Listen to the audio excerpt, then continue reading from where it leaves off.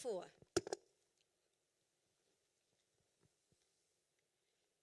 Fantastic. Well, welcome to our called panel. This morning we're exploring the topic of work-life balance.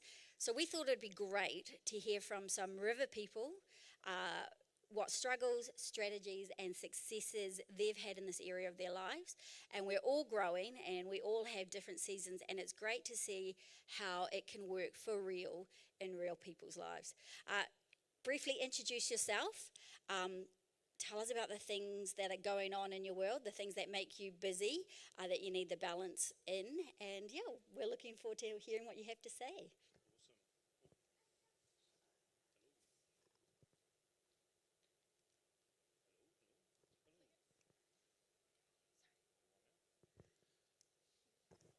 Check, check. Firstly, I just want to apologise. I tend to have I'm very hot. So I apologise to Marlies initially, in more ways than one. Was that Lyle? I feel like that would be Lyle, that would only whistle. I'm Stu McColl, for those of you who don't know me. As a way of introduction, my wife Amy is over here, and we've got 3 amazing kids. Quinn is our youngest, Asher, and then Zoe, who's at high school. So our lives are pretty busy. We're also on the eldership team here at church. We have been for about 7.5 years, which is fantastic. And it's such an awesome church, and it's cool to be a part of this thing.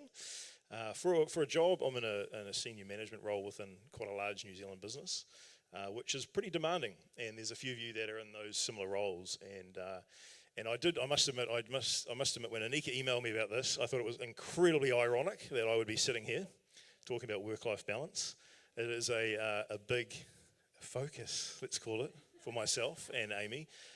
But I think, today, what we share and what we talk about is as much speaking to ourselves. So I think that's the cool part about doing this as a panel. So that's me. If you don't know me, come and say hi later. Hi, my name is Marlies. I'm married to Marchant, who at this moment is on a plane to Melbourne. We've been married for 17 years, and we've got 2 children. The one is the wonderful, lovely Naomi, who's sitting there. She's 14. And Amy, who is in transition this morning, she's almost 12. Both of them very happy kids who like to be involved with things, so sport, extracurriculars, friends, youth, holiday programs, the whole shebang. Marchant and I have 2 businesses. The one business that's sort of the main area of our income is consultation. We consult for ISO accredited management systems, and he also does auditing, which is why he's away from home a lot. And the other business is a e-commerce site where we sell paddle sport and water sport equipment and accessories. We do sometimes do event pop-ups for those as well. And I am trying to figure out the mysteries of inventories. I'm also studying a part-time certificate, what's it called? Bachelor's, thank you, Anika. I'm studying a bachelor's in counselling part-time, and I'm involved in a few things in church that are passion projects for me. I shared Stu's concern as well as are you sure you want to ask me about this? Because Marchant and I are still trying to figure out what is that secret ingredient to not be working at night. So if you've got tips for that, hit me up afterwards. Hello, I'm Annalia. I am Pastor Peter and Anika's daughter. I'm also the favourite child. I just want to say that today because Jaden said that when he was up a couple of weeks ago, and I just need to make the facts straight that I'm actually the favourite. But anyways, my life is pretty busy too. I have started a full-time job as an occupational therapist in Auckland Hospital on Ward 51, which is the stroke rehab ward there. So that's really fun and enjoyable, but takes up a lot of time. And then outside of that, I'm also continuing my river job here because I love what I get to do. And so I begged the elders team if I could keep going with that.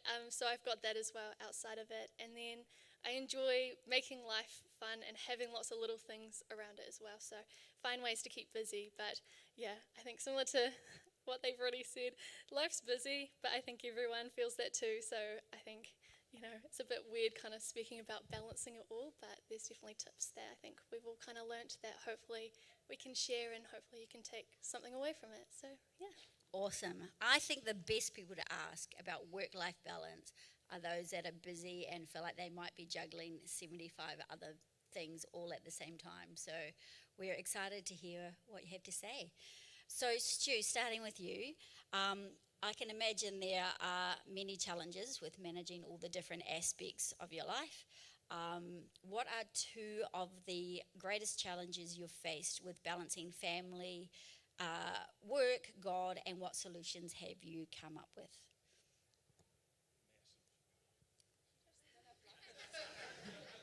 Doesn't want to hear what I have to say. That's an amateur move, to mute the mic. I think when I was thinking about this during the week, so many challenges, I guess, firstly and foremost, and just being very honest today, which is, I guess, what we're here to do. And I think probably the biggest challenge for me is just time. And that sounds incredibly cliche, and no, I didn't Google that. What are my issues? But time is, like, we've all got the same amount of time, and this is something that I have to look in the mirror because I speak to my staff around the country all the time about this. You've got the same amount of time. Don't tell me you don't have time. But in some sense, it's a challenge to ourselves, and I think when we're high capacity but highly committed people, we've got a lot of busyness going on in our lives. That is a massive challenge, is actually making it all work. And generally, when it's not balanced or it's not working, becomes a bit of blood on the floor. Something's gone wrong, and the imbalance means something's falling off the edge. So, yeah, I'd say that one of my biggest challenges is time and making it all work. The answer, now you're all hanging in suspense as to what I do with that. I don't know what the answer is, apart from the fact that, there's a fantastic analogy, which is, I don't know, some of you, we use it in business a lot, which is the stones in the jar. And it's a really amazing analogy. I use it in some of my work, which is basically as simple as this. You have a jar, you've got stones, pebbles, and sand, right? If you let the noise and the sort of reaction control what you're doing and fill the jar, that'll go in. No worries, it'll go in, but it will come up to a certain point. Then the pebbles will go in, and then, the kind of the catch there is the stones don't all fit in the jar. We've got to work out what are our stones, what are our big things, what are our most important things with our time. And again, I'm speaking to myself here because this is a self-challenge, but we've got to work out and identify those big stones and get them in first. Then you let a bit of that other noisy stuff kind of fit in, maybe the stuff that you're involved in but at arm's reach or that are less important, right? So then those are the pebbles. Then obviously the story, the sand goes in last. The way we talk about it, there's always time to sit back and have a drink, because if you pour water on top, it still fits in. That's the last bit. But I guess the amazing thing there is that if we get that out of order, if we get it's not in sync, it won't work. It's as simple as that. So again, time is a real challenging thing for everybody. But one of the words is just getting those things identified as what's most important and start to prioritise. So good. You're getting those big rocks in first, and when you've got a busy family and work life, you have to manage your calendar and be really intentional to block time out for the things that are really important. And sometimes those pebbles and stones aren't even my pebbles and stones. They're other people's pebbles and stones. They're my kids. That's often the truth. That's exactly it. So being really intentional and identify what's important. Fantastic. You sort of said a whole bunch of your roles.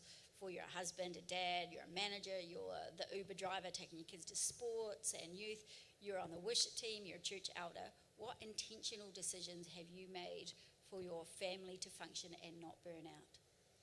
That's another fantastic question. Get a really good wife would be my first bit of advice. And I don't say that lightly, because Amy is amazing, and I guess, my absence, and this is something we talk a bit about, and again, I guess this is where the kingdom stuff flows into the workplace. I talk about this even to my team, is when you're taking on a commitment, it's the people around you that are also taking on that commitment. That's something really important to remember. So, I tend to be a bit of a yes person because I'm a doer and I like to just get things done, and I get a little bit impatient and can get bored. But I'll say yes and we'll get on with things, and then, my check or my rationale is Amy. But I've got to remember that when I'm taking things on, or I'm focusing on something, or I'm spending time on something, ultimately, if it's creating an imbalance, all I'm doing is giving that to somebody else. And in my case, it's Amy. So, life is really, really, really busy, and particularly in our family. But doing life is a team sport. That's the main thing I can say here. So don't try and do it alone, and don't try and be a hero. We all like heroes, but it's better doing it with other people and sharing those challenges and sharing that busyness with people. Another thing is, the old classic saying, a problem shared is a problem halved. If you've got something going on that's just so all-consuming, share it, and that applies across all our lives. I don't know if I even answered your question, to be honest. Get a good wife. That was my main. I'm a male, so what I've got is all this text, which is the question, and then I've got 2 bullet points. So that's how I've rolled. Yeah. You've been having a really good partnership and communicating about all the different things is super, super important and things. So moving on to you, Marlies. Similar question. You're a mum, run a couple of businesses, study. You're the Uber driver as well, bringing the kids to youth and everything. What are the intentional decisions you've made for your family to function and not burn out? Yes, so when I looked at that question, I thought, there's sort of 2 categories that I'd put that in, and one are those decisions that you make that really sort of sets the direction and the tone for your family, and other decisions that you make that are seasonal, that you make for a certain period of time, but that you can sort of change once the season changes or the kids get older or priorities change or something like that. So sort of really directional changes that we've made, for example, for us would include immigrating. Because I was working full-time in a financial position with seriously long hours in South Africa, and I was burning out. Marchant was practically never at home, and it was becoming a real problem for our relationship and his relationship with the children. So that was one of the push factors for us to immigrate, was to be able to have more time together. Other decisions would include that, and this was a really difficult one, was to decide to not go into full-time employment when I arrived here. Because Marchant is away from home so much, the children needed me there to establish them in a new environment. We first language Afrikaans, so suddenly we had to go English. So that it was a huge adjustment for everybody. And then sort of seasonal things would be like, right, I've decided to not go full-time on getting this counseling degree, but go part-time. And then we are very intentional about choosing activities for the children to participate in, just because it rolls down to the ability that I have as a single person to get them where they need to go. So there are times when we say no to things. But I found that is a really good principle for myself as well, because just like you say, it's great to say yes to things. I like being involved with things. I have great personal life curiosity about things, and I want to be involved with things, but I've really learned to value the word no and to accept that some things for a season may not be accessible to me, but once that season's passed, I may be able to participate in that again. Fantastic. Yeah, that's so great. And in those seasons that are really busy, how do you make time for your family, God and church, work, and being able to look after your own personal well-being? Yes, so I think I'm going to preface this by saying that I accept that 20% of life is going to be accidental and unexpected, but I want the other 80% to not be chaos. So I don't want to spend 80% of my life permanently firefighting. But that takes some intentionality, and I'm big on planning. I'm a really big planner. I like planning. I love my calendar. I like my diary. And at the beginning of the year, Marchant and I actually sit down and we plan out the year with major events and things that we know are coming up. I love institutions and places that give me calendars for the year because we just slot it all in there. And then for those big events, if I know that there is going to be sort of time crunch points there, I'll do the planning already. I'll write it out. I will put things on my calendar to say, right, you've got to order the birthday cake at that point, because it opens up so much brain space for you. But then another thing that I think is really helpful for me is I consider time to be very much like money in terms of a resource. And if you look at money from a monthly perspective, you budget things, and I budget my month, and I budget my week, and I budget my day. So I look at it and I prioritize in the same way that you would prioritize money in certain areas, I would prioritize time. And I really like what Michelle said about putting first the kingdom of God, and then all these other things would be added into it, because I thought that's so true. I budget and I prioritize time with God and church and involvement in church community, because I find that it really just changes the atmosphere of how you live your life. And somehow in honoring God with your time, God makes the time work together for you, and even the things that are the emergencies, God turns around and makes everything else just come together. From other practical perspectives, I do meal plannings, and if I look at a week, I'll have a discussion with the girls usually on a Sunday night. We'll sit down and we'll plan out the week, and if we know about crunch times in the week, I find it useful to actually talk to them about it. They often have really good suggestions. Naomi will offer to make meals if it's going to be a really tough night, or we'll figure out, right, if we're going to have a transport problem between this event and that event, that's a really good time to try and find a solution for it so that the expected doesn't turn into an emergency. Love that. That's some really practical help there. That's really fantastic. And I love that as well. Make God a big rock. And put that in, at the start of your week and plan to have that intentional time. So, Annalia, we're going to chat about some of the practical tools and strategies you've been using. You've just done full-time study, now moving into a full-time job. What are the practical tools or strategies that you are using to help balance your life? I think at the end of 2023, I reflected on the year and I looked at things that were going really well that I wanted to bring into 2024 and things that I knew that maybe I should cut back on so that I did have more time to do things. And so I've got a few kind of points of like practicalities, what I've done. The first one was I cut out social media for this year, which was quite a big one. So I haven't been on TikTok or Instagram. Facebook I've been on a little bit, but it's mostly just mothers talking about their children, so I don't find that too addicting. And so, that one I can go on from time to time.